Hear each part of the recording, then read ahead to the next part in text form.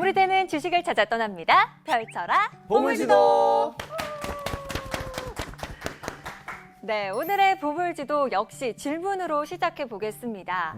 가르칠 교, 기를 육, 교육. 과연 두 분이 생각하는 교육이란 무엇일지. 인욱 씨는 또 두 아이의 아빠이기도 하고 또 아이들을 가르치고 계시잖아요. 네, 무엇인가? 기대된다. 교육이란? 교사가 먼저. 아, 제가 먼저 할까요? 네. 교육이란?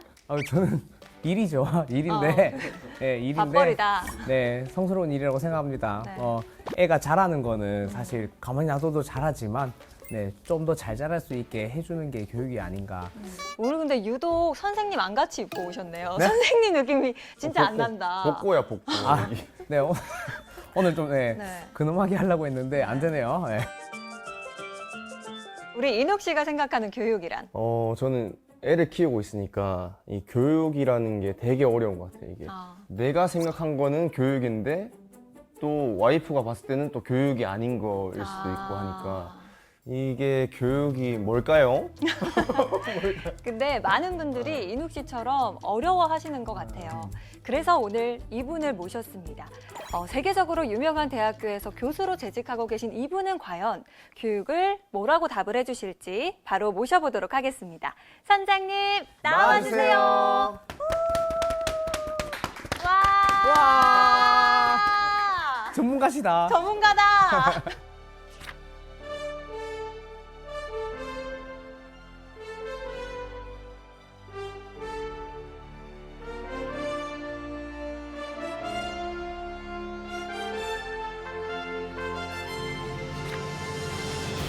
네, 선장님 저희 이야기 들으셨죠? 네. 과연 선장님께서는 실제로 아이도 키우고 계시고 대학교에서 또 학생들을 가르치고 계시잖아요.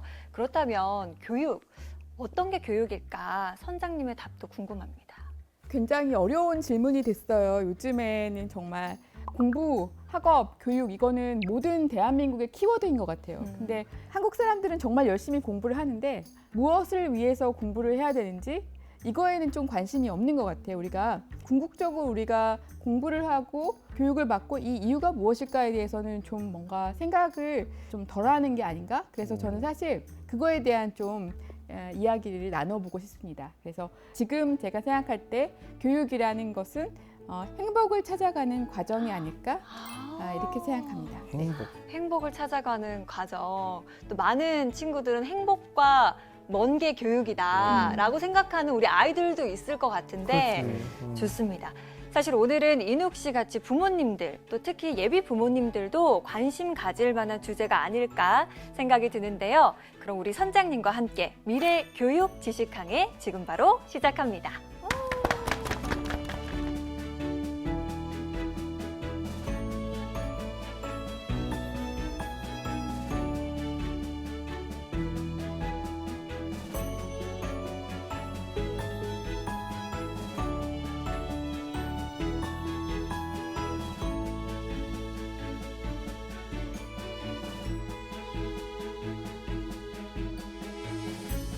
왜 우리는 끊임없이 공부를 하고 또 끊임없이 배워야 되는 걸까요?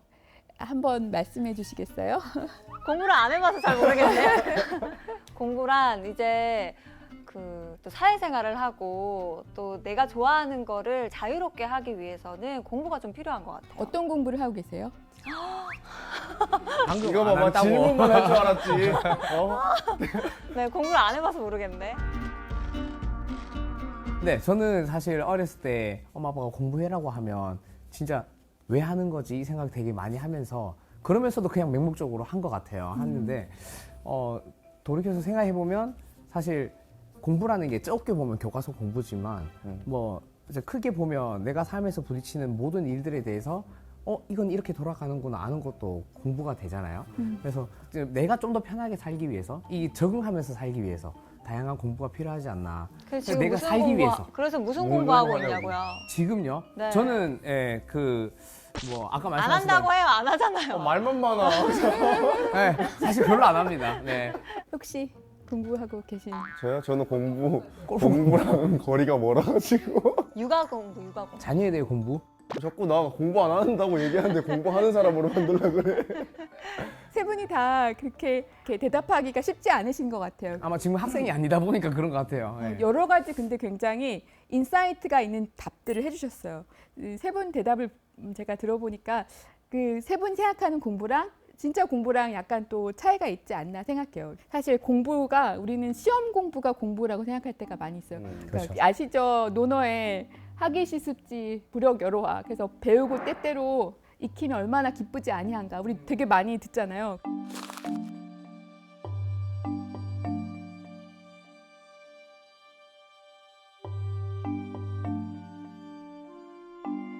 제가 이거 옛날에 고등학교 때 접하면서 너무 반항심이 올라왔어요. 기쁘지 아니한가. 기뻐야 되는데 기쁘기는커녕 기쁘지 아니해. 예. 예. 정말 저는 수능 2세대고 사당 오락을 경험한 죽어라고 공부한 세대거든요. 사당 오락이 4시간 자면 붙고 붙고. 5시간 자면 떨어진다. 떨어진다. 맞나요? 네, 예. 그렇게 공부를 했는데요. 살다 보니까 그렇게 공부한 그 공부, 그게 정말 공부인가? 그게 아니라는 오늘 말씀을 드리고 싶은데 우리가 다 시험을 위한 공부를 경험한 세대라서 그런 빡센 공부만 생각하고 계시거든요. 근데 이 사실 논어에 나오는 학예편에 나온 이 말처럼 정말 배우는 거, 학습하는 거, 교육하는 거는 즐거움이 바탕이 돼야 된다 이런 생각을 정말 많이 하게 되고 이게 정말 어떤 사치스러운 메시지가 아니라 지금 우리나라 교육에 가장 필요한 그 키워드가 아닐까 하는 생각을 정말 많이 하게 돼요. 제가 한국에 있었다면 아마 이런 생각을 많이 못했을 거예요. 그런 생각할 여유가 별로 없잖아요. 제가 바깥에 있기 때문에 이런 여유라고 해야 되나요? 새로운 관점 이런 게 생기지 않았나 생각이 되고요. 교육학자 존 듀이 같은 경우는 교육은 어떤 준비가 아니라 그 삶 자체라는 말을 했었고요. 참 공감이 되는 것 같아요. 이렇게 우린 항상 시험 준비, 공부를 하는 이유가요. 어떤 걸 준비하고 무엇이 되기 위한 거잖아요. 그런 공부에만 너무 익숙해 있는데 사실 공부라는 거는 그런 게 아니라 그 자체가 즐길 수 있어야 되는 게 공부라는 거예요. 이 삶에서 경험하는 모든 것. 네, 경험은 가장 중요한 공부라고 생각해요. 이 오늘의 답을 찾아가는 과정에서 공부가 무엇인가에 대해서 다시 생각해 볼 그런 또 필요도 있는 것 같아요.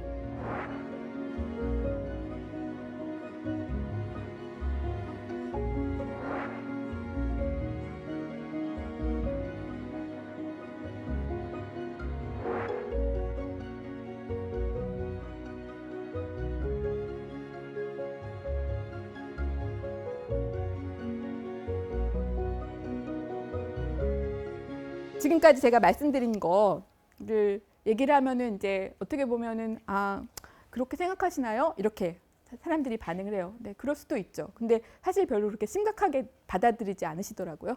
지금 당장 지금 시험 공부 열심히 하는 게 중요한데 저분은 왜 저런 원론적인 이야기를 할까 이런 생각을 많이 하시는데 저는 이게 너무 중요하다고 생각해요. 정말로. 제가 이 중요한 얘기를 어떻게 하면 여러분들이 들을 수 있게 하실 수 있을까? 아이디어를 낸 게 재밌어야 된다 이거였어요. 재미가 있으면 들으시겠죠? 근데 논문을 쓰거나 책을 쓰면 흥미가 별로 없잖아요. 그래서 제가 이 소설을 썼습니다. 네, 소설 쓰고 계신 거예요? 네, 서울 엄마들. 제 데뷔 소설입니다. 서울 아빠는요? 서울 엄마들은 그냥 이름이에요. 여기 대구 엄마 해도 돼요. 전 영국에 있으니까 영국 엄마 해도 되고 엄마만 있는 거 아니고 아빠 해도 돼요. 그래서 소설의 형식을 가장해서 결국은 원론적인 네. 이야기를 넣겠다. 네. 어. 그러면은 읽으실 거 아니에요. 재밌으니까. 재밌거든요. 제가 그 스포일러 있으니까 다 말씀 안 드리고 이렇게 조금만 얘기 드릴게요. 여기는 서울 대지동 이야기예요. 대치 대지동. 아니라 대지. 네. 대지동. 네, 대지동입니다. 소설이니까. 없는 동네죠? 네. 근데 어딘지 또 이렇게 생각해 보실 수도 있을 거예요. 네. 2층, 3층, 4층이 나오고요. 2층에는 안미야, 그 돼지 엄마가 살아요. 그리고 3층에는 서울대 맘 봉선아가 살고요. 4층에는 울트라 슈퍼맘이 살고 있어요. 김진아. 이 세 엄마의 이야기예요. 2층 엄마는 약간 학벌 세탁을 하셨고요. 근데 정말 그러니까 나는 이루지 못한 꿈을. 네, 우리 딸을 통해서 정말 이 아이하고 같이 24시간을 동행하는 최고의 엄마입니다. 24시간 아이와 함께하는 최고의 아이를 엄마 맞나요? 제일 빡세다, 제일 빡세. 빡센 네, 엄마네요. 헬리콥터 맘이네, 헬리콥터 그런 맘. 엄마. 3층 엄마는 공부는 유전이라는 걸 믿는 엄마. 본인이 똑똑하신가 봐요. 개천에서 용나서 서울대 가신 케이스예요. 네. 그리고 4층은 울트라 슈퍼맘인데 큰 로펌의 변호사고 아이를 24시간을 정말 이 코디 최고의 일타 코디 통해서 아이를 이렇게 케어하는 엄마. 그 마치 그 드라마에 나왔던 그 코디. 네네 그런 어. 코디. 네. 피곤해. 네 피곤하시죠. 내가 하는 공부도 아닌데 되게 피곤하네. 네. 이 세 가족의 이야기예요. 이제 딸 하나 있는. 딸 하나씩. 네. 문주, 수지, 민서. 네 맞아요. 이렇게 보시면은 이 가족들의 그런 어떻게 보면 고군분투 이야기가 나와요. 2층도 그렇고 3층도 그렇고 4층도 2층의 아빠는 완전히 아빠의 무관심 아시죠? 엄마가 너무 이제 딸 이렇게 하니까 맨날 편의점에서 차가운 김밥으로 식사를 때우시는 아버지세요. 우리 하지만 아빠. 네, 하지만 아빠. 그리고 3층 아빠는 이제 퇴근과 동시에 선생님 모드가 되는 아빠. 답답하겠다. 4층 아빠는 법대를 나왔는데 사실 계속 떨어지셨어요. 그래가지고 나중에 이제 엄마의 도움으로 이렇게 직장에 가셨는데 직장 왕따를 당하셔가지고 아이고. 굉장히 어려움을 겪는 그런 여러 이 세 가족. 근데 제가 이 세 가족을 생각하면 그렇게 막 그 소설적이지 않아요. 왜냐면 제 주변에 이런 가족들을 많이 보거든요. 또 아이 교육을 위해서 이렇게 매달리는 다양한 형태의 부모님들이 계시잖아요. 네. 딱 그냥 그런 가족분들 이야기일 것 같아요. 그렇죠. 그렇죠. 맞아요. 학벌들이 되게 막 항상 옆에 있는 흔한 학벌들은 아니지만 네. 그 모습들이 좀 흔하지 않나. 네. 근데 사실 저는 이 소설을 쓰면서 이 엄마들 저 참 엄마들 너무 좀 너무하지 않나를 위해서 쓴 게 아니고요. 어쩌다 보니 엄마가 됐건 아빠가 됐건 아이들의 교육이 우리에게 너무나 중요한 게 이슈가 되는 거예요. 특히 한국 같은 경우는 너무나 경쟁적인 사회에서 어떻게 이 교육의 문제를 풀어낼 수 있을까 이런 것들을 제가 좀 약간 재미있게 풀어보려고 이 소설을 썼습니다. 그래서 단순한 극성 엄마에 대한 비난은 아니다. 전혀 아니에요. 네. 왜냐면 저도 엄마예요. 저도 아이 둘이 있는 엄마인데 교육이 우리의 이 엄마들의 키워드가 교육이에요. 이 아빠들이 이렇게 희생한 이유도 교육. 이 아이들 새 아이들의 키워드도 교육이에요. 24시간 교육. 근데 이렇게 열심히 교육으로 인해서 모든 걸 다 쏟아붓고 있는데 행복할까요? 이게 저의 그런 질문이에요. 행복할까요? 이거 보다가 막 몇몇 부모님들 우는 거 아니에요? 그러실 수 있을 것 같아요. 제가 이건 좀 그렇지만 저도 이 소설을 쓰면서 이 캐릭터들이랑 같이 한 몇 달을 같이 합숙을 한 느낌이 들거든요. 그러면 저도 많이 울었어요.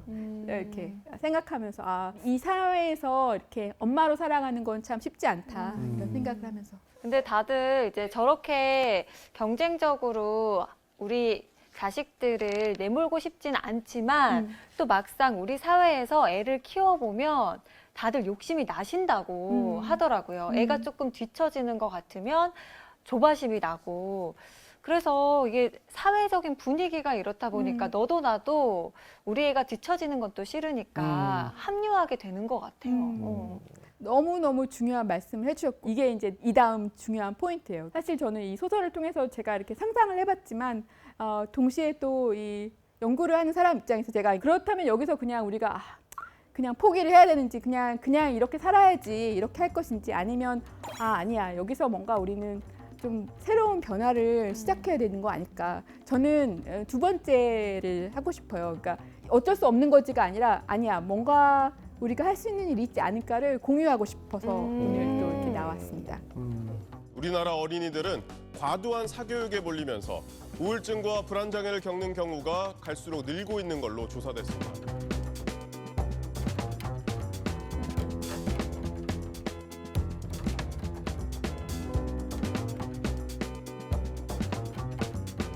시험의 되게 중요한 목표 중에 하나는 좀 슬프지만 이렇게 떨어뜨리기 위함. 그렇죠. 선별을 위함. 시험에 떨어져 본 적 있으신가요? 수도 없이요. 있죠. 당연히 수도 있죠. 없이요. 그리고 그렇게 떨어지고 나면 마음이 어떠실까요? 자존감도 낮아지고 이놈의 공부 다시는 안 한다. 네. 근데 슬프죠. 약간 희망 고문이 있죠. 언젠가 또 될 수도 있지 않을까 하면서 그러니까 이게 자꾸 사람을 들었다 놨다 하는 게 있어요. 네. 시험이라는 건 우리한테 굉장히 큰 부담을 주고 시험 없는 나라에서 살면 좋겠다. 우리 아이들이 다 그런 생각을 하지 않을까 싶어요. 맞아요. 악몽도 꿔봤어요. 네. 이제 우리가 익숙한 시험 떨어뜨리는 시험, 찍는 시험 이런 게 많이 하게 된 이유 중에 하나가 콩나물 교실이라고 혹시 기억나시나요?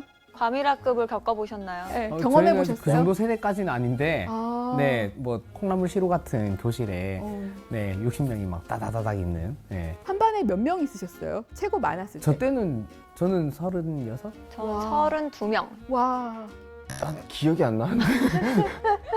네, 야구장에 있었답니다. 교실에 네. 잘 안 들어가서. 갑자기 세대 차이 확 나는데요. 아. 제가 60명 있던 저희 교실에 있었는데, 와. 네, 저희가 전학을 가면 60번, 61번 막 이랬거든요. 네. 그렇게 많았기 때문에 어떻게 보면 이런 시험이 되게 필요했었던 것 같아요. 이렇게 뭔가 그렇잖아요. 모든 사람한테 기회를 주기 어려우니까 또 이런 시험을 만들고 또 떨어뜨리기도 하고. 아니 우리 애들 지금 반에 보니까 한 20 몇 명 있던데. 지금은 보통 10명이나 20명 요 정도가 평균인 걸로 알고 있습니다. 네.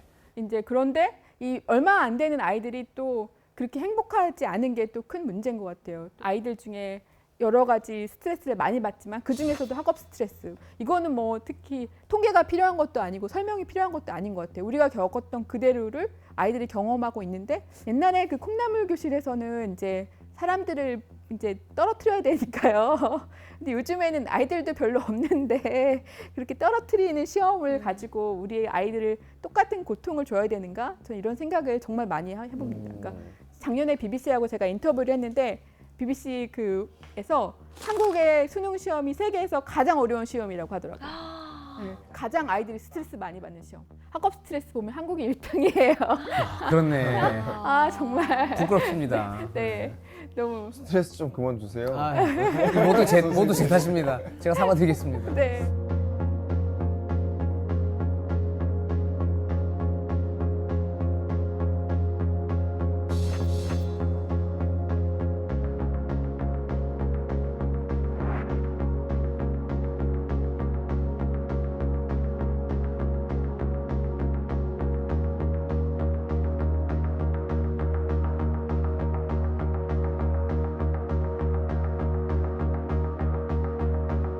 그렇다면 우리 아이들도 행복할 수 있는 공부는 과연 뭘까 궁금해집니다. 영국 얘기를 이제 조금 해드릴게요. 제가 영국 같은 경우 교육의 모토가 누구의 말도 그대로 취하지 말라 이게 모토예요.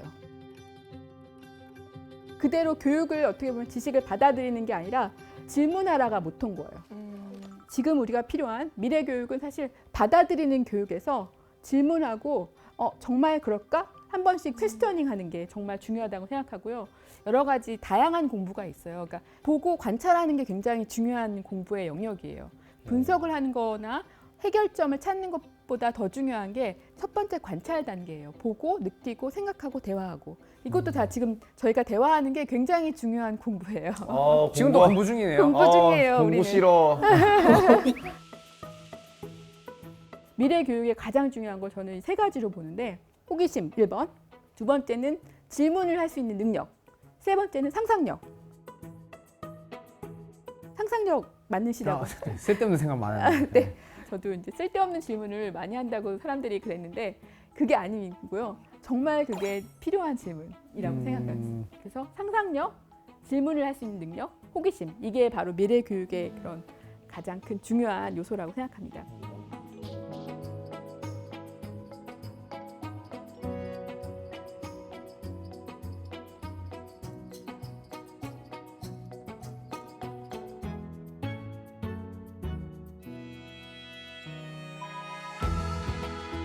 그리고 호기심과 상상력 교육이 1번이라고 생각해요. 사람들이 어떻게 해야지 호기심과 상상력이 생길까요? 제가 뭘 해주기보다는 자기네들이 좋아하는 걸 할 때 호기심이나 궁금하다고 해야 되나 그런 게 좀 강해지는 것 같아요. 되게 중요한 것 같아요. 말씀하신 게. 그러니까 호기심하고 상상력을 키워주기 위해서는 아이들이 자기가 어떤 걸 좋아하고 어떤 거를 잘하는지를 스스로 찾아나게 하는 게 굉장히 중요한 것 같아요. 그러려면 어떻게 보면 아이들한테 그렇게 찾을 수 있는 시간과 여유를 주는 게 필요해요. 그리고 그 과정에서 저는 가장 중요한 한 가지를 꼽자면 얘기하는 것, 대화하는 것.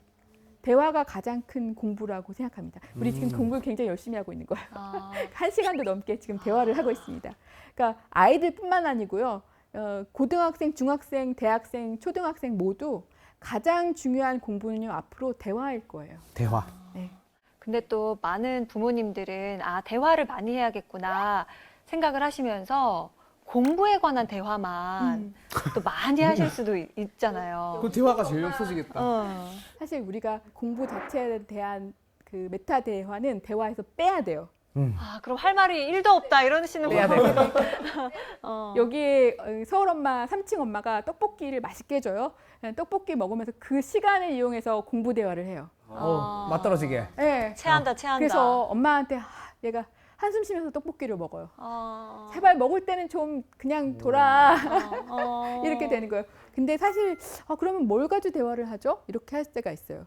근데 사실 아까 제가 처음에 말씀드린 거 제일 중요한 거 관찰. 관찰. 관찰하면서 얘기할 게 굉장히 많아요. 네. 이거는 우리가 보고 상황을 보고 이야기하는 거. 관찰력이 제일 중요해요. 관찰하면서 오늘 하루 뭐 경험한 거, 같이 보는 거, 같이 먹는 거. 그런 관찰하고 경험하는 거에 대해서 얘기하는 거 되게 중요해요. 어떠세요? 그렇게 대화하세요? 엄마가 오늘 학교 어땠어? 이렇게 물어보면은 애가 학교 공부에 대한 얘기는 안 하고 점심시간에 말이야 미역국이 나오고 뭐가 나오고 돈가스가 나오고 하는데 나 다 먹었어 하고 대화 끝나. 거기서 끝. 이런 대화도 괜찮나요? 그럼요. 너무너무 좋은 대화예요. 네. 좋아하는 거잖아요. 그리고 네. 같이 이렇게 또 먹는 거는 굉장히 어떻게 보면 감각적인 것기도 하고요. 즐거움을 주고요. 이런 식으로 이제 좋아하는 게 어떤 건지 관찰을 한다는 건가요? 그렇죠. 좋아하는 거에 대해서 얘기를 해야죠. 중요한 거는 이런 대화의 물꼬를 터주는 거. 예를 들면 저희 아이들은 집에 오면은 딸이 둘인데 둘이 서로 막 싸워요. 내가 얘기하려는데 네가 얘기하냐 막 이렇게. 아이들이 얘기할 게 너무 많으니까 야, 왜 네가 해? 내 차례잖아 막 이렇게. 어머. 부모님이랑 대화를 하기 위해서요? 네, 네. 와. 근데 그 얘기가 뭐겠어요? 뭐 대충 뭐 학교에서 누가 싸웠고. 어땠다는 둥, 점심에 뭐가 나왔는데 정말 맛이 없었다는 둥, 뭐 이런 얘기죠. 그러니까 그런 얘기가 얼마나 소중한 얘기인지 몰라요. 이 아이들이 이야기할 게 많아야 되고요. 부모님 앞에서 나와서 내가 먼저 할게, 내가 먼저 할게 이런 게 저는 너무나 중요하다고 생각해요. 중요한 네. 거였군. 인공지능으로 커가는 아이들이 대화의 능력을 잃어버리면요. 공감의 능력을 잃어버리고요. 1번. 두 번째는 이제 앞으로 우리가 말을 더 이상 할 필요가 없는 시대가 올 거예요. 그렇게 말을 안 하게 되면요. 말만 안 하는 게 아니고요. 우리의 모든 아이들과 어른들의 이 사회성 발달, 인지적 발달, 언어적 발달 모든 게 다 말에서 나와요. 말을 안 하면 우리는 스톱이에요. 인간성도 없어지는 거죠. 공감을 못하고. 그래서 우리는 말을 해야 됩니다.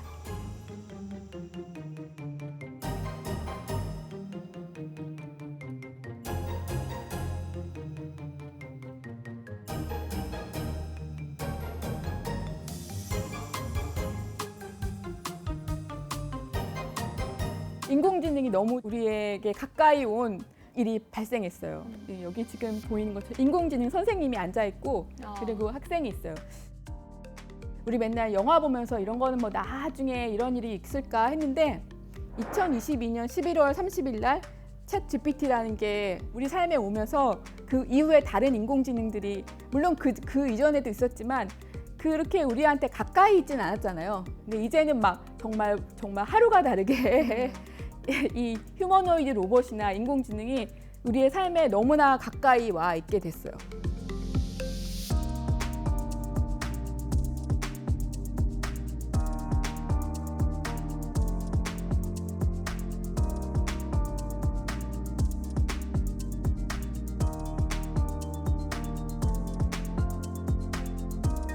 그러다 보니까 가장 중요한 게 내 직장은 어떻게 해야 되나 이렇게 고민하잖아요. 그런 고민하신 적 있으세요?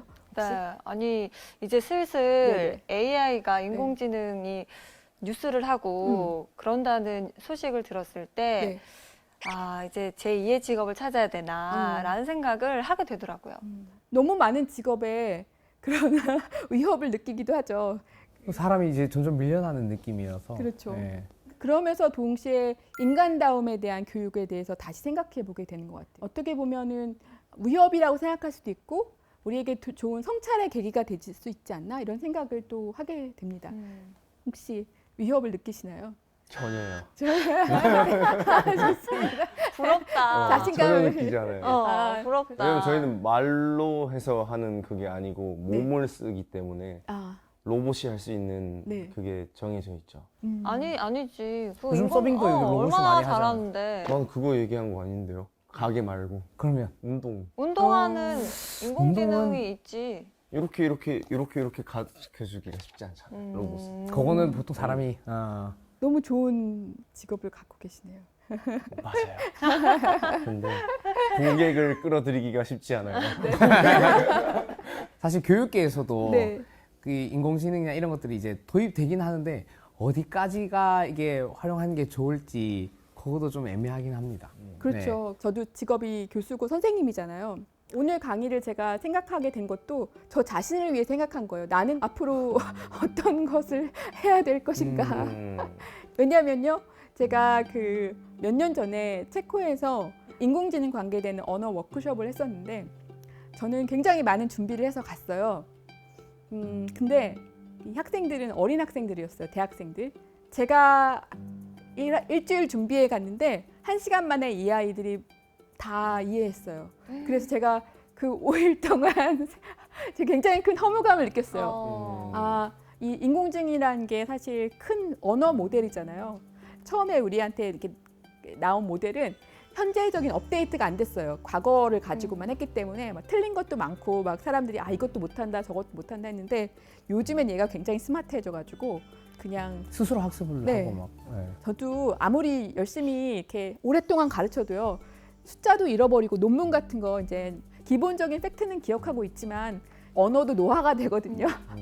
그런데 챗GPT나 이런 인공지능은 노화가 안 되잖아요. 그러니까 선생님 틀렸어요. 그러면 얘가 그러는데 이거는 이거래요. 이렇게 말하면 조용해. 네, 뭐라는 거야? 자존심만 있는 그거 넣어. 제가 학생이라면은 선생님을 믿기보다 이 얘가 인공지능이 쫙 그 유창하게 말해주는 그걸 믿을 것 같아요. 사실 사실관계는 네. 네. AI가 좀 더 정확하지 그쵸. 않을까 이렇게 생각할 것 같아요. 인공지능을 믿지만 겉으로는 선생님을 믿는 척을 할 것 같아요. 예의상- 선생님 상처받으니까. 선생님이 옳습니다 하면서 외우는 건 이걸로 외우겠지. 그러면 우리는 이 모든 교육을 쟤한테 맡겨야 될까요? 우리 휴머노이드 로봇 선생님한테? 아니요. 왜 안, 그러니까 뭐를 못 할까요? 혼내질 못해요. 숙제 못 시켜요. 혹은 마음을 어루만져주는 역할을 못한다? 네. 마음 어루만져주고 있습니까? 학생들. 잘 있습니까? 못하지만 그러려고 하죠. 네. 우리 아이들을 이 선생님한테만 이렇게 맡길 수 없는 거는 교육이라는 게 단순히 지식을 가르쳐 주는 게 아니기 때문이에요. 처음에 우리가 말씀드린 것처럼 교육은 우리가 행복하기 위한 거예요. 우리가 지식을 안다고 해서 행복을 얻는 건 아니잖아요. 그리고 이렇게 대화를 하고 우리가 지금 공부 중이에요. 지금 굉장히 중요한 공부 중. 공부를 할 때 우리가 굉장히 중요한 게 눈도 보죠. 마주치고. 저하고 같이 공감대도 형성하시죠. 이게 되게 중요한 부분이거든요. 이게 안 되잖아요. 공감의 언어를 요즘에 아이들이 이해하지 못해서 많은 문제가 있다고 그래요. 문해력이 문제가 되는 이유도 사실 글자를 이해하지 못하는 게 아니고 저는 아이들이 공감할 수 있는 능력을 잃어버렸기 때문이라고 생각하거든요. 예를 들면 우리가 공부할 때 우리 인강 듣는다고 하잖아요. 인터넷 네. 강의를 보면 실제 강사가 할 때는 내가 듣고 있다는 걸 이렇게 보여주면서 하는데 인강은 그냥 뭐 1.5배 그냥 빠르게 틀고 얼굴 굳이 쳐다볼 필요도 없고 서로 공감이나 이런 거에 대해서 전혀 신경 쓰지 않는 것 같아요. 그렇죠. 네.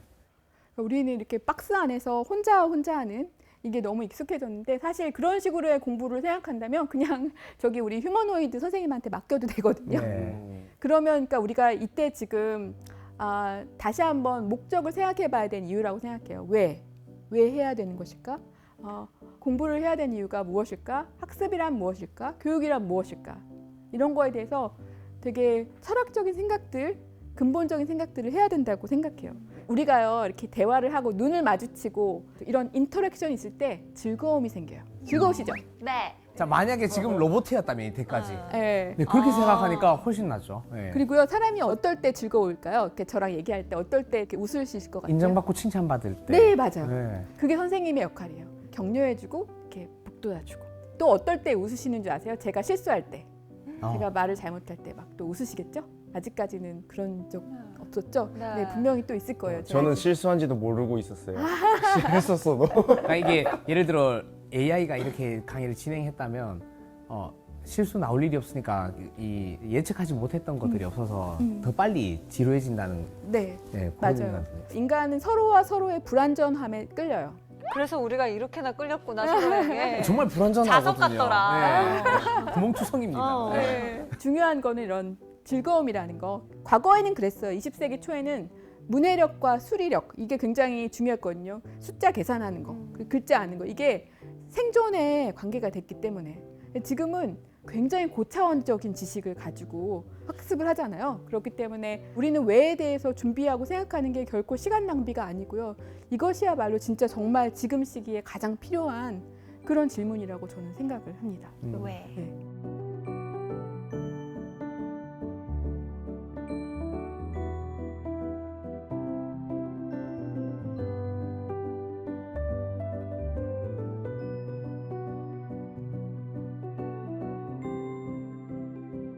되게 슬픈 게요. 한국 애들이 친구가 별로 없어요. 아까 아이들도 별로 없는데 친구가 별로 없는 거예요. 옆에 있는 애가 다 경쟁자니까 친구가 아닌 거예요.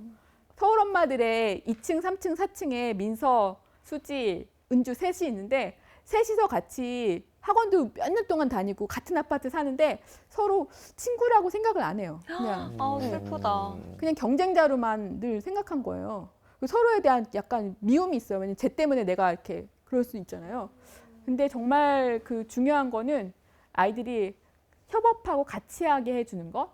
그러니까 다른 사람의 마음을 이해하게 하는 거. 그러니까 요즘에 그 공감 능력이 더욱 떨어졌대요. 기본적으로 많지가 않고요. 대화가 없으니까 정말로 저 사람은 어떻게 생각할까에 대한 이해가 없는 거예요. 대화는요. 말을 하고 듣고 인터랙션이거든요. 굉장히 중요한 두뇌 활동이에요. 근데 아이들이 그냥 내가 하고 싶은 말만 하고 끝. 아니면 듣고 싶은 말만 끝. 그게 어떤 패턴이냐면 그 인공지능이랑 얘기할 때 그렇잖아요. 자기 하고 싶은 말만 하고 끝. 그렇죠. 네. 네, 일방적으로 그냥 네, 일방적 물어놓고 말하기. 다 받으면 끝. 네. 네. 그거는 대화가 아니에요. 대화는 이렇게 우리가 지금까지 계속 공부하지 이거거든요. 지금 우리 계속 공부하면서 대화하고 있어요. 그렇죠. 주고받고 네, 있는. 이거. 이거를 해야 된다라는 거죠. 그러면은 왜 아이들이 하는 질문이 또 어떻게 보면 엉뚱한 질문들이 많잖아요. 엄마는 왜 화장을 안 하면 못생겼어? 막 이런 질문을 해도 다 정성스럽게 답을 막 다 해주고 하는 게 아이들 발달이나 정서나 뭐든 다 좋다는 말씀이시죠? 너무 좋아요. 혼낼 게 아니라. 네, 이 세상에 쓸데없는 질문은 없고요. 엄마나 아빠가 아이들한테 가장 좋은 게 뭔지 아세요? 어떤 건가요? 마음이 편하기 때문에. 엄마 아빠는 항상 나의 멍청한 질문을 받아줄 준비가 되어 있어야 된다고 생각해요. 수용적인 사람. 네. 음. 그런 걸 왜 물어보니 지금 쓸데없 이게 아니고 그렇게 생각할 수도 있구나. 그렇게 받아주면요. 이 질문들이 쌓이면 네. 이게 열매를 맺게 된다고 생각하고 아니 그러면 아까 네. 그 질문에 대한 답은 어떻게 해야 돼요? 어떻게 해야 돼요? 엄마 화장하면 예쁜데 화장 안 하면 화장 못생겼어. 안 하면 엄마 얼굴이 왜 그래? 너는 그렇게 생각해? 엄마는 그렇게 생각하지 않는데 이렇게 넘어갈 수 있어요. 역시. 그러면은 만약에 이제 선생님의 자녀가 아기가 엄마 왜 아빠는 맨날 엄마한테 혼나? 이러면요? 혼날 이유가 있으니까 혼나는 거겠지? 그건 뭐 크게 벗어나지 않네요. 네. 저희 생각과. 네. 비슷하다. 우리의 모든 아이들과 어른들의 이 지능적인 인간 모든 거는요. 사회성 발달, 인지적 발달, 언어적 발달 모든 게 다 말에서 나와요. 말을 안 하면 우리는 스톱이에요. 인간성도 없어지는 거죠. 공감을 못 하고. 그래서 우리는 말을 해야 됩니다. 원래부터 공감을 못하는 사람은 어떻게 해요? 지금이라도 대화를 지금이라도 말하세요. 상호 교류를 좀 많이 지금도 하고. 늦지 않았어요.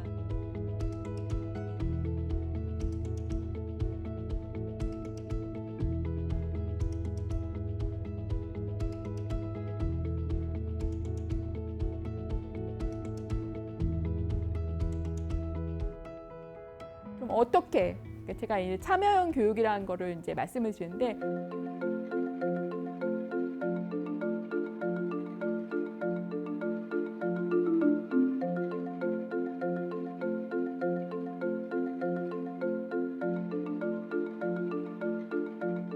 결국은 그거예요. 그러니까 아이들만 혼자 이렇게 하게 하거나 그냥 어떤 공부를 해라 이게 아니라 같이 관찰하고 같이 배우고 같이 대화하는 거. 참여형 교육의 핵심은요. 같이 하고 같이 대화하는 거예요. 이건 아이들뿐만 아니라 어른들도 마찬가지예요. 같이 해보지 않으면 우리가 그냥 머릿속으로 상상만 하는 거는 훅 날아가요. 그렇죠. 기억 못해요. 경험을 해봐야 돼요. 좋은 경험이 나쁜 경험을 하면은 그거는 롱텀 메모리, 오래 기억하게 되고요. 그냥 그렇지 이렇게 아니면 쇼츠 같은 거 보면서 이렇게 한 거는 경험이 쓱 날아가요. 그러면 이제 작년에 옥스퍼드 사전에 올라간 단어가 뇌썩음이거든요. 뇌가 썩어요. 네. 오, 무섭다. 네. 해봐야 되고 말해야 돼요. 참여형 교육의 그게 핵심입니다.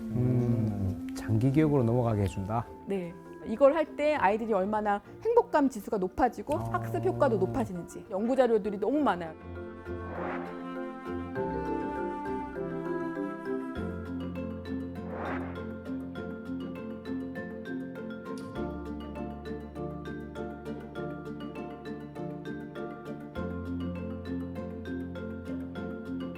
참여형 교육을 말씀드렸지만 뭐 예를 들면 계속 새로운 방법을 생각해야 돼요. 그래서 예를 들면 제가 그 AI 그 워크숍 인공지능 워크숍을 할 때 학생들이 1시간 만에 한 시간 만에 이제 제가 가르쳐 줄 거 했는데 이미 다 아니까 이제 제가 뭐를 해야 될까 이거 진짜 했잖아요. 그래서 그리고 이제 인공지능에 대한 교육은 기본적으로 저희 세대보다 이 아이들은 이미 네이티브예요. 그 안에서. 그래서 그럼 뭐 하지? 그러다가 근데 이 아이들을 또 흥미도 줘야 되는데 그때 시간을 그냥 수업을 없앨 수는 없잖아요. 그래서 컴퓨터를 닫자. 그리고 대신에 너희가 느끼는 이런 인공지능이나 이런 것들이 오는 이런 시대에 대한 너의 감정을 그림과 글로 써보자. 그렇게 했어요. 그런데 갑자기 애들이 확 행복해지더라고요.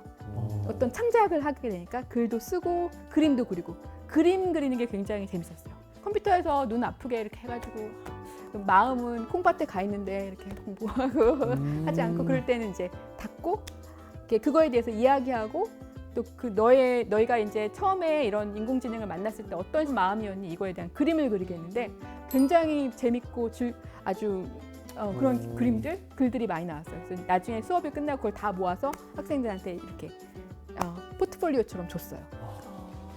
그러니까 저도 그런 걸 처음에 준비한 건 아니잖아요. 그런 걸 생각하는 선생님이 필요한 거예요. 어떻게 하면은 의미 있게 배우게 하면서 즐겁게 하고 남게 해줄 수 있을까? 이런 거는 아마 챗GPT가 못할걸요. 이런 생각, 이런 문제와 위기에 아이들을, 그러니까 사람들을 정말 흥미있게 해주는 건요. 인공지능이 할 수가 없어요. 이렇게. 이래서 교육에 아직 사람이 네. 필요합니다. 네. 재밌고 흥미있게 해주고 그 아이의 포텐셜을 그 잠재 능력을 끄집어내주는 역할. 이거는 아마 인공지능이 아무리 발전해도 잘 못할걸요. 옆에서 같이 대화로 소통하는 그 부모님이나 선생님이나 없으면 안 될걸요. 이건 제가 자신 있게 말씀드릴 수 있을 것 같아요. 왜냐하면 우리는 사람이니까요. 네. 그 애들 숙제 시킬 때 네. 숙제 해라 하면 애가 잘 안 하잖아요. 네. 그래서 와이프가 이제 저한테도 항상 얘기하는 게 숙제를 시켜놓고 옆에서 같이 책을 읽든 자기 공부를 하라고 하더라고. 그러면은 애가 잘 한다고. 그거는 좋은 방법. 네. 굉장히 지혜로운 부인을 두신 것 같아요. 네. 같이 하는 게 굉장히 중요한 느낌?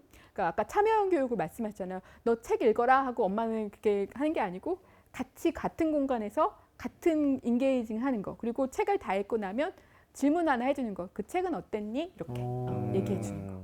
아이들은요 이상한 데 꽂히더라고요. 그 주제와 이런 거에 상관없이 엄마 쟤 좀 이상하게 생기지 않았어? 뭐 이렇게 이런 거. 근데 그런 거에서 그건 아니고 다시 여기로 돌아와야지가 아니라 그 재미있는 거에 같이 깔깔 웃어주면 그게 되는 거예요. 그게 참여형 교육인 거예요. 그럼 애들이 계속 네. 그것만 막 하면 어떻게 그래도 해야 돼요. 네. 막 속이 터져도 좀 참아야 될까요? 네네. 삼천포로 가도 같이 가준다. 사실 삼천포가 어쩌면 길일 수 있어요. 아이들이 그렇게까지 그 자기주도적으로 가잖아요. 그럼 자기가 또 거기서 나올 수 있는 방법을 찾는 것 같아요. 일단 믿고 따라가주자. 마트리얼. 다만 한 가지 문제는 천천히 이 결과가 하루아침에 나타나지 않아요. 근데 이게 사실 우리가 정말 우리에게 필요한 거는 하루아침에 배우는 건 하나도 없어요. 시간이 필요하죠. 이렇게 공부를 할 때 사실 그게 단순히 막 내일 아침에 시험 점수가 막 10점 오르고 이런 건 없지만 이렇게 할 때 장기적으로 모든 아이들이 행복하게 사회성, 인성, 인지적인 발달, 언어 발달 모든 게 다 일어날 수 있다라는 거. 이런 거를 말씀드리고 싶습니다.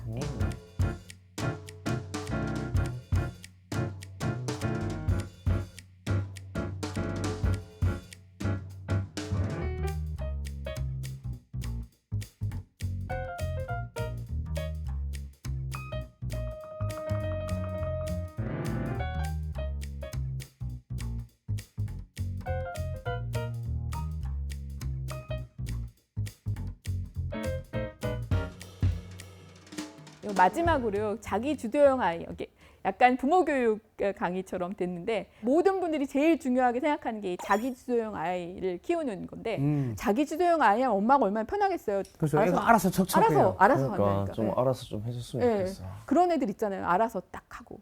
정말 세상이 재미있는 게 자기 주도형 아이들을 키우려면 엄마 주도가 떨어져야지만 자기 주도가 돼요. 엄마 주도가 높으면 아이들이 자기 주도를 할 수가 없어요. 그래서 엄마가 너무 나서지 말라는 거네요. 그렇죠. 저는 여기서 건강한 무관심에 대해서 이야기를 방임이 아니고요. 건강한 무관심은 어떤 거냐면 그냥 아이들을 두는 거예요. 스스로 찾아갈 수 있게. 이렇게 아이들은 자기의 것들을 찾아야 돼요. 그러면 부모님들이 되게 그럼 뭘 찾아야 되죠? 어떤 학원에 보내야 되죠? 이렇게 생각할 때가 있으세요. 제가 다른 책에서 멍 때리기의 중요성에 대해서 많이 얘기하는데 사람이 그 창조적인 아이디어는요. 멍 때릴 때 많이 생겨요. 그런 거 경험 안 해보셨나요? 아, 저는 잡생각이 너무 안 나요. 근데 이게 말씀하신 것처럼 네. 이렇게 해야지라고 많은 부모님들이 마음을 먹어도 또 우리 아이들이 알아서 잘해주면 좋은데 얘가 이때는 그래도 이걸 조금 해줘야 나중에 자기가 원하는 공부를 하고 싶을 때 좀 더 수월할 텐데 하는 마음이 생기실 수 있잖아요. 그런 마음이 생기실 때도 꾹 참을까요? 꾹 참아야 됩니다. 근데 어렵죠. 근데 사실은요, 지금 이걸 해야 되고 이렇게 해야 되지 않을까 이런 여러 가지 생각들이요. 객관적인 팩트에 기초했다기보다는 옆집 아이 신드롬에서 많이 생각기도 해요. 제가 저거 하니까 지금 수준에 넌 이거 해야 되지? 지금 수준에 이거 해야 되지라는 생각들이 되게 많아요. 그렇게 하고요. 절대로 노라는 얘기를 하지 물론 노를 해야 되는 경우들 있잖아요. 네. 근데 진짜로 노인 경우 빼고는 그냥 우리는 어떻게 보면은 생각 없이 안 돼. 이걸 너무 쉽게 안 돼. 근데 너무너무 안 돼를 하지 말고 최소한 생각해 볼까 조금? 뭐 이렇게. 그 안 돼 보이스를 이제 야, 그거 안 하기 쉽지 않은데. 정말 쉽지 그러네. 않긴 하지만. 저도 안 돼를 입에 달고 살 때가 있어요. 근데 그게 너무 이제 우리의 그냥 생각하지 않고 리액션이 될 수 있잖아요. 그러면은 이제 대화가 그때부터는 툭툭툭툭 단절이 되는 것 같아요. 그러면 안 돼 이런 부정적인 워딩보다는 다리 한번 분질러져 봐야 정신 차리겠니? 뭐 이런 식으로. 너무 무서워요. 안 돼 아니잖아. 너무 무서워요. 이렇게 하면 좀 더 이건 괜찮을까요? 협박입니다. 네. 조금 우리 조심할까? 뭐 이렇게라도. 근데 이제 그 말 한마디가 천냥빚을 갚는다고 하잖아요. 네. 우리 속담에. 그 정말 맞다고 생각해요. 안 돼. 거기 왜? 그리고 뭐 쓸데없는 생각, 쓸데없는 말을 하니, 쓸데없는 시간 낭비를 하니, 지금 이거 그런 게 아니고 아이들의 생각과 사고에는 쓸데없는 게 하나도 없다고 생각해요. 쓸데없다고 생각하는 건 우리가 쓸데없다고 생각하는 거고 이 아이들의 상상력을 그래? 그렇게 생각할 수 있겠구나. 모으면 이게 엄청나게 큰 자양분이 되고 인공지능 시대 어떤 학원에서도 배울 수 없는 진짜 자양분. 그리고 정말 이 아이들이 자기의 발달뿐만 아니라 다른 사람을 이해할 수 있는 사회성 발달까지. 사실 초등 국어 교과 안에 있는 내용입니다. 네, 있는 사실 내용이에요, 다. 뒷이야기 상상해서 이야기해보기 사실 쓸데없는 이야기 같은데 이게 엄청나게 또 사고의 확장을 도우니까 네. 오히려 그런 것도 종용하라고 하더라고요. 네.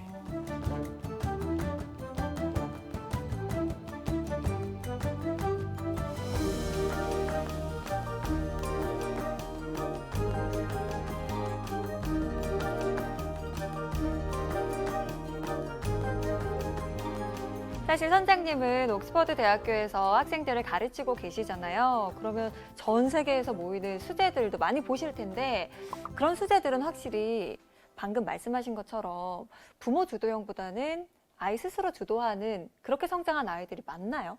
네, 많고요. 근데 그 중에 또 그렇지 않은 애들도 있어요. 네. 그러니까 사람들은 다 다르니까요. 근데 기본적으로 우리나라 학생들처럼 뭔가 공부와 이 학업 스트레스에 좀 많이 시달리지는 않은 아이들인 것 같아요. 그래서 생각하고 질문할 수 있는 마음의 여유가 있는 것 같아요. 저는 그게 정말 중요한 것 같다고 생각해요. 사실 모든 걸 다 알면 학교에 뭐하러 오겠어요. 이렇게 학교에 와서 더 배우려면 가장 중요한 게 알고 싶은 마음, 호기심, 그리고 뭔가 더 즐거움. 이게 마음의 준비가 되면 그 다음에는 정말 어떤 공부도 할 수가 있지 않을까. 근데 저는 그런 걸 많이 배워요. 학생들이 다 전부 다 다르긴 하지만 질문이 많고 호기심이 많은 아이들. 네.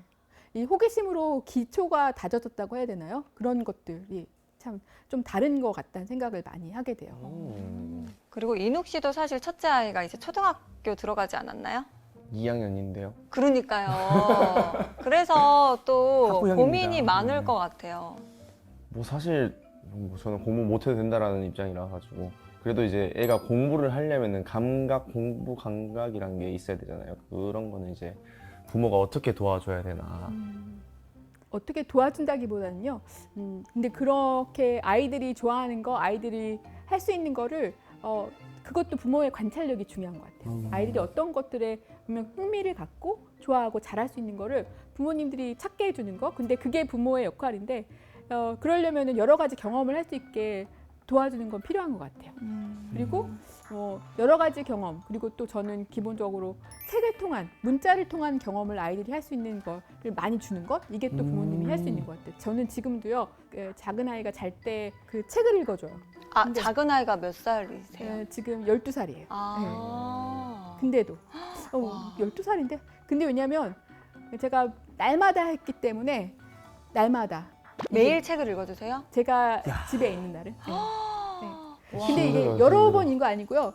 아주 짧게 읽어도 괜찮아요. 근데 쉬운 일이 아닌데. 네. 습관의 중요성을 말씀드려요. 그러니까 어떤 부모님들은요, 뭐지? 잠깐 했다가 이렇게 안 했다가 이런 거는 차라리 안 한 거 못한 것 같아요. 아. 어떤 아이들과 소통과 책을 읽어주는 계기가 레귤러 해야 돼요. 꾸준히. 꾸준히. 그 애들이 책 안 읽으면 잠을 안 자요. 안 읽어주면. 그래서 이미 좋은 습관이 형성돼 있는 것 같아요. 너무 좋은 습관이에요. 네. 너무너무 좋은 습관인데 이 와. 습관을 절대로 놓지 말고 아이들이 그냥 스스로 아니 별로라고 할 때까지 고3 때까지 해달라고 하면 해줘야 돼요? 그러니까 그렇게 그렇게 생각하시는 분도 해주면 너무 있는데 좋지. 그때쯤 되면 아이들이 이렇게 뺐다 자연스럽게 네. 근데 그게 너무 좋은 게요. 책을 읽고 그냥 끝이 아니에요. 그냥 아이들 읽어주고 이렇게 하는 게 아니고 읽으면 뭔가 이렇게 대화가 갈 수 있어요. 엄마랑 아이랑 대화를 하나라도 할 수 있는 꼬투리가 생겨요. 책이라는 게 그런 역할을 해요. 아. 안 그러면 우리가 날마다 그 간식 먹은 거 얘기를 날마다 할 수는 하지만 그것만으로는 할 수 없잖아요. 책은요. 대화의 물꼬를 터주는 가장 좋은 방법이에요. 근데 막 5번씩 들고 오는데요. 계속하게 해주세요. 이거야말로 정말 굉장히 중요한 정말. 네. 저는 이제 와이프 없을 때만 읽는데 네. 쉽지가 않더라고요. 근데 또 매일 오늘 읽는데. 방송 보시는 분들 가운데 책 읽어주는 게 좋다더라 하시면서 하루 이틀 바짝 하고 또 안 하시면은 그건 아무 소용이 없다는 말씀이시죠? 아까 안 하니만 못하다고 또. 네. 아이들이요 그러면 알아요. 음. 우리 엄마, 우리 아빠 진정성이 없다. 우리 엄마, 우리 아빠 또 뭐 유튜브로 책 읽어줘야 된다는 거 봤나 보네. 막 이러면서. 잠깐 하고 마시는구나. 그리고 네. 아이들이 실망해요. 제가 이런 대화도 많이 해봤는데요. 그러니까 막 어떤 분이 막 정말 막 바짝바짝 해가지고 막 한 달 이렇게 하면 안 돼요. 그냥 조그만 5분, 10분이라도 규칙적으로 해야 돼요. 그리고 자기 기분 좋을 때 해주고 안 하고 막 이렇게 하면은 안 돼요. 진정성이 있어야 돼요. 진정성이 저는 되게 중요해요. 다행이다. 하면 좋은 하고요, 습관. 말면 말고요. 이렇게 근데 이게 그래서 되게 중요해요. 그 습관이 되는 거. 습관으로 습관. 한두 번 한다고 습관이 되진 않으니까. 네. 알겠습니다. 네. 오늘 선장님과 함께 우리 아이들을 위한 진정한 교육은 무엇일까 생각해 보는 기회가 됐는데요. 그렇다면 오늘 강의 선장님이 한마디로 정리를 해주신다면요? 공부란 교육이란 행복하기 위한 과정입니다.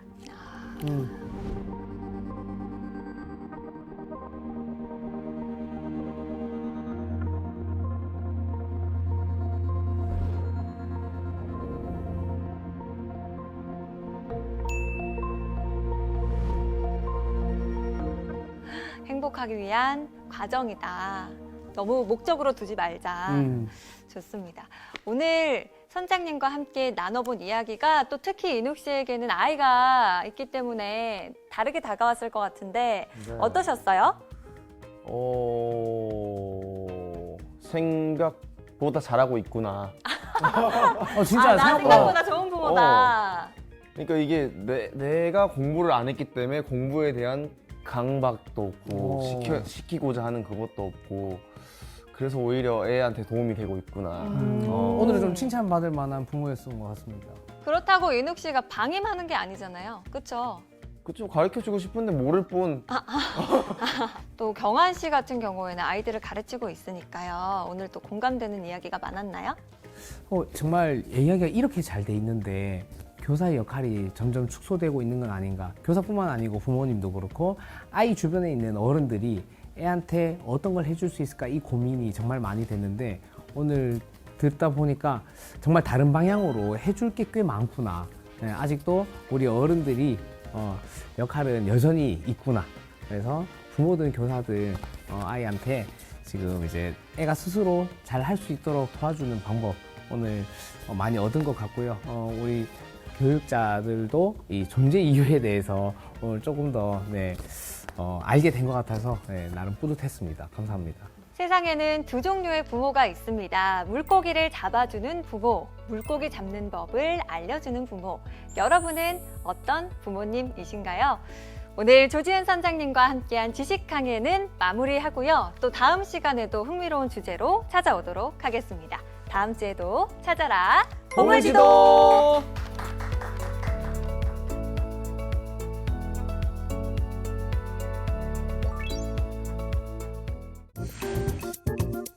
사실 우리 선장님 같은 경우에는요, 옥스퍼드 대학교에서 학생들을 실제로 가르치시기도 하시고 또 영어로 책도 쓰시고 이 정도면 언어의 마술사 맞죠? 아유, 그러면 말할 수 있죠. 제가 제일 많이 듣는 질문 중에 하나가 영어를 언제부터 공부하면 제일 좋을까요? 이런 질문이 정말 많으세요. 4세, 5세의 영어 노출을 시키는 부모님들은 대부분 늦었다 조금. 아, 그래요?